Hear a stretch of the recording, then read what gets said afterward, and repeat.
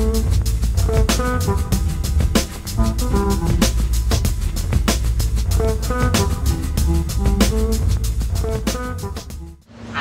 to Unorthodox Tea Time. I'm Catherine Hooper, and I'm here today with Blaine Featherson, beautiful actress and talented just everything extraordinaire, beauty expert, super gorgeous. We're actually talking about her skin before you came up. We were just like, Ashley's skin, she has such great skin. Oh, thank you. You're welcome.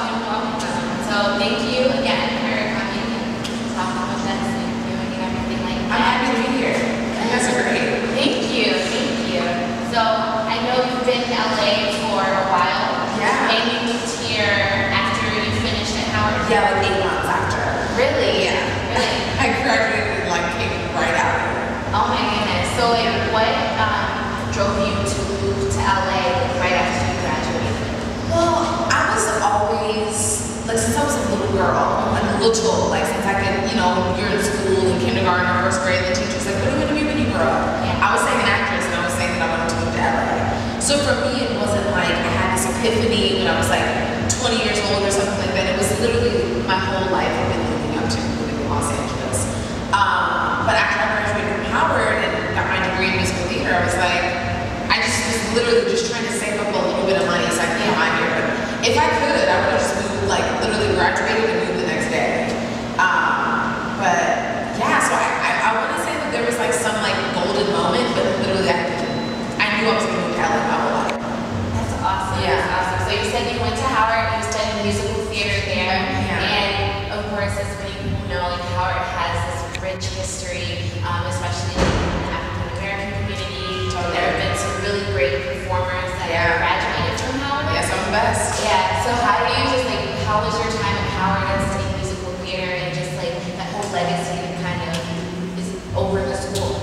It was great. I mean, that was, you know, really the impetus for me wanting to go there, in addition to my mom being an alum. You know, I wanted to go to a school where so many of the people that were inspiring me on a daily basis also came from the same program. So, I mean, I think Howard is really good at making sure that you know your history, you know who came before you, you know the legacy like you spoke about. So it was just a rich experience, and I think for me while I was there, I was always thinking to myself, I hope to add to this legacy. I hope that someone else is inspired to go to Howard because I went there and I really want to do great things too. So yeah. That's awesome. And so of course, like homecoming time is coming up. Homecoming time is coming up. It's my 5 years. I'm really excited. Yeah. Like that's like totally a big thing. Like Diddy usually comes homecoming, and there's a lot of just like showing out, and partying. Homecoming is a thing. It's a yeah. really big thing. Yeah, I went to University of Maryland, so like. Oh my gosh, my best friend went there. Really? Yeah, when did you graduate? I graduated in winter of 2009, and beginning of 2010. Oh my gosh, do you know Kristen Stewart?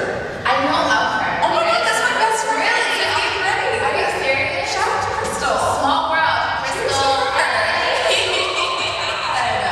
Small. So many of my friends went to Maryland. Okay. That's so funny. Wait, were you ever like on campus? I was always on campus. Were you? Did you go to like any of the DSC stuff? Probably. No, not really. Okay. Because I didn't need to. I mean, I went to electrical license, but You're like, oh my, I was actually talking to Crystal about how I miss the College Park Diner.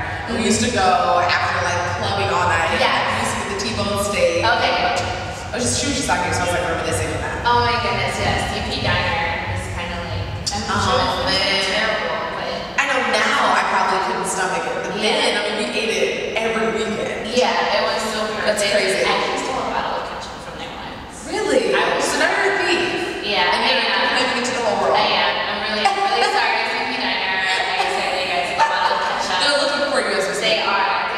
We have it in our apartment, and we just like had a bunch of people over, and it was We like, used to do that. We used to take like, when we would go to a restaurant, this is so bad, I shouldn't be admitting this, but like, you know like the sauce containers and stuff? Yeah. We used to take those sometimes. Not like on purpose, but like just like, if we were like taking something to go and they like wouldn't bring us a thing, you just take that. well, that's convenient. Like you're just. But restaurants probably lose so much money in a year because people are taking those. I feel like they got them wholesale, like they. It's still bad. Yeah, it is still bad. Don't do that. Don't do it. It's bad. We do not recommend it I'm not condoning that. at all. So you have like any big my God, yeah. I mean, homecoming's gonna be great this year because,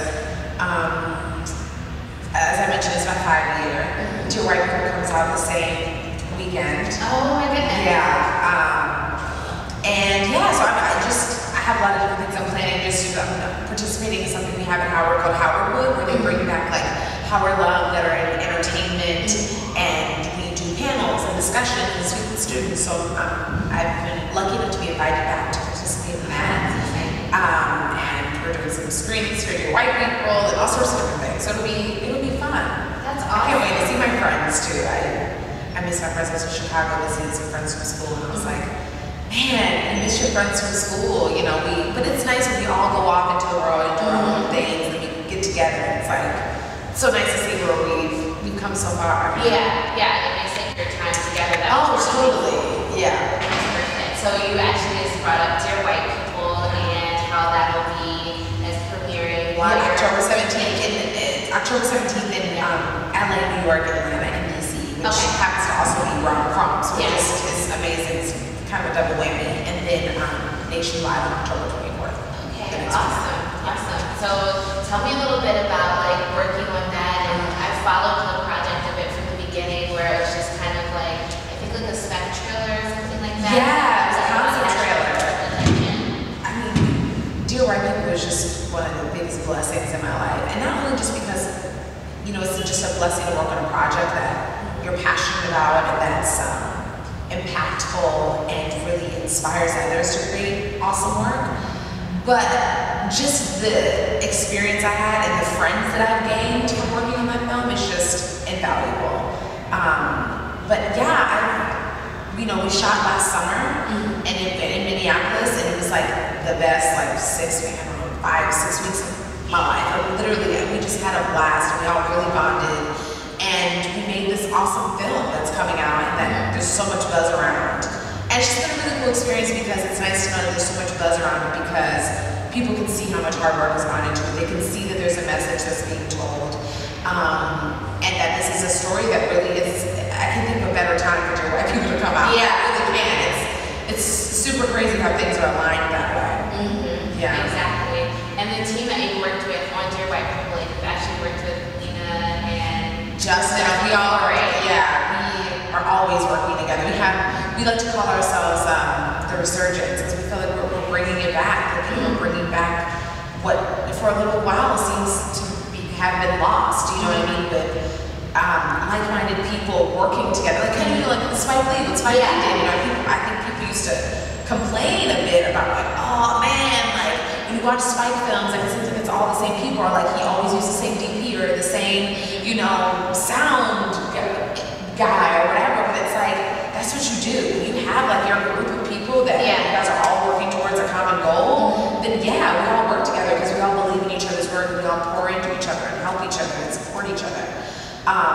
So Lena and I, we created Hello Cupid, and we are always working together, all of us. And I mean, there's many of us, but it's nice because it'll always be like that. That'll never change. We'll be old and gray and still be working together and creating work together. It's really awesome. Yeah, I think that's awesome. And I also like that you just kind of made that reference to Spike Lee, because I saw over the summer the anniversary of Do the Right Thing, and so he was there and talking about that. Just his whole story about going to film school, and then some of the people that he worked with, or people that he met in film school and coming up. And I honestly think that it's really great, because so many times people think oh, I want to do this, but this person wants to do this, so I can't help them. Yeah. I have to push them out of the way so that I can be the person. Whereas, Spike, and then also just what you're doing with Nina and Justin and everything is more of, we have similar interests and similar thought processes. Why don't we bring each other up together? It's so much smarter. And I think it also comes from knowing who you are, you know what I mean, and being able to delegate and being able to be aware of what you're good at and what you're not. I'm not a writer. I can write, but I'm not a writer. So, for instance, when I had Hello Cupid in mind, I went to someone who's an amazing writer. I would probably still be sitting in my apartment trying to figure out what I would do with Hello Cupid had I not help me make this happen. Then, you know, it trickled onto Black and Sexy. They are content creators already, you know, so it's, I think that's so important to do that. I think a lot of people, we hold on to everything because we want to have control over everything, but when you release that, you know, allow space for awesome people to enter your lives, and you become more full because you're not holding on to everything. Yeah, that's awesome. That's awesome. So with Hello Cupid, super popular online, our own Black and Sexy, which is also just like growing by leaps and bounds. It seems like every day. It is. So take me through like the process of Hello Cupid. She said it was like an idea that you had, just like sitting at home. Totally. I was literally sitting at home, and you know, as an actress, we're sitting in my little apartment. I was just like, I should be working more. Like, I want to be working more. You know, I'm auditioning, things are happening. I just felt like I wanted to work more, but I also felt like I wasn't on television, like me, like you know, 20-something Black girl trying to figure it out, living her life. I was just like, she doesn't exist on television or on the web, really. And so I was thinking of ideas of kind of what I wanted it to be, and I had tons of different ideas. And then I reached out to Lena. I was like, hey, let me get coffee. I just want to kind of run some things by you. And at the time, she had also sent me her script for 20s, which I fell in love with, and I was just like, that's really how I knew. I was like, oh, this woman is going somewhere, because she's a brilliant writer. She writes for women like me. Anyway, so we met, pitched her a ton of different ideas, and she's very straight to the point. She was like, no, that's terrible. That's terrible. That's good. You know, I was like, and that was not the one I thought she was gonna like. It was this other one that I had like a script for. I was working on with another friend, and she was like, this is terrible. Do not do this. But the idea of Hello Cupid, she was like, no, there's something there. And then we talked it out a bit. She went, because she's so fast, she went home that day and wrote like a spec script for it the same day. And I had talked to her about it. I wanted to live in a channel. I knew I didn't want to just like throw it into my own YouTube channel, or I didn't want to like make a website for it. I knew I wanted to live somewhere that already had an audience and already had like-minded content. And Black and Sexy was who I wanted to be interested in it. And so we wrote the spec scripts and over Black and Sexy. I think maybe the same day they were like, we love this, let's have a meeting. And like within a month we had like decided like this is what's happening, what are we gonna shoot, how are we gonna figure it out. So it was very fast. It was really fast, but it all just grew out of a desire that I wanted to work with other like-minded creatives and make something great. And I feel like we did. That's awesome, because you just really like put yourself out there. Like, I have this idea, I'm gonna put myself out there. I don't know how I'm gonna do it, but I'm at least gonna like pull on whatever resources or whatever comes to mind.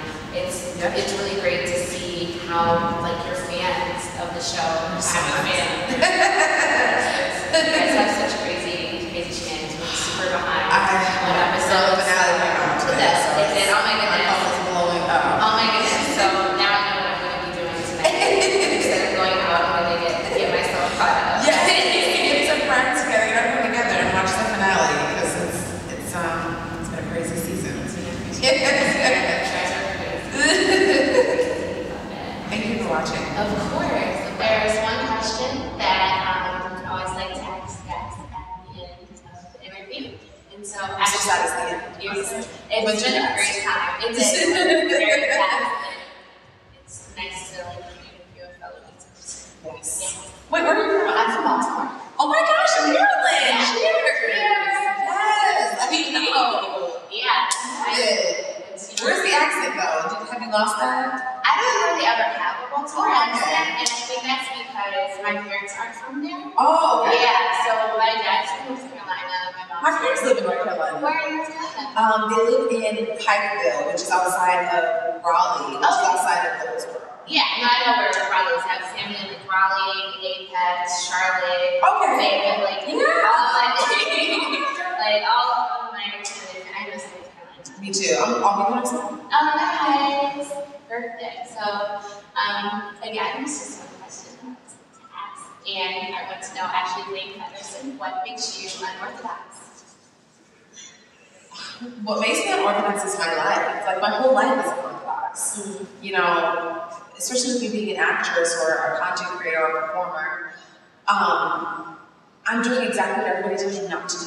No, it's not really a career or a life that people encourage you to have because people know that it's hard and it's arduous and it's there's so many disappointments. But for me, it's unorthodox, but it's fine because I look at it as like I'm gaining so much. I've gained so many life experiences, and I'm just so happy doing what I love to do every day. And sure, I'm not a doctor, and I'm not, living in some mansion or like married with 4 kids at 26. You know what I mean? But doing what I love to do every day, and the fact that I'm,